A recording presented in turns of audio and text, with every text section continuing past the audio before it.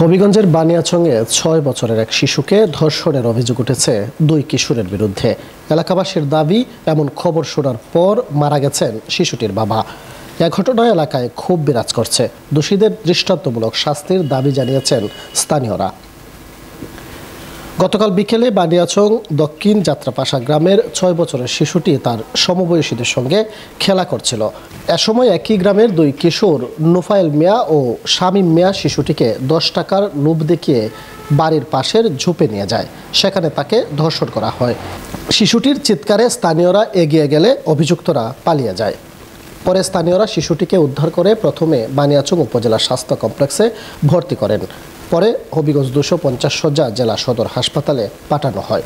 রাতে শিশুটির নানি মিনারা বেগম বাদী হয়ে বানিয়াচং থানায় মামলা দায়ের করেন। মামলা দায়েরের পর অভিযুক্ত নোফায়েল ও শামীমকে গ্রেপ্তার করে পুলিশ। মেয়ের উপর নির্যাতনের খবর শুনে অসুস্থ বাবার শারীরিক অবস্থার অবনতি হয়। আজ সকালে মারা যান তিনি। এ ঘটনায় এলাকায় ব্যাপক ক্ষোভের সৃষ্টি হয়েছে। স্থানীয়রা দোষীদের দৃষ্টান্তমূলক শাস্তির দাবি জানিয়েছেন। একই সাথে নিহত ব্যক্তির পরিবারটি চরম অসহায় অবস্থায় পড়ায় সরকার ও বিত্তবানদের সহযোগিতার আহ্বান জানিয়েছেন তারা। তোমরা দেখার বই রয়েছ আলামার ফুরি কই, আমি কই আমরা কেতা কইতাম আলামার ফুরি কই কয় দো আনছি আমি গান ওই বান্নি তলার বট গাছে থাকতো জঙ্গলার হেরো 2 ফুলা আর ইলা খাইছি। ওহন খিতালো তুই তো কান্দস কই বাইবা আমারে ফেন হুললে ফেম করছে। কালকেও ভালোই আছে, বালা মারছে খাইছে।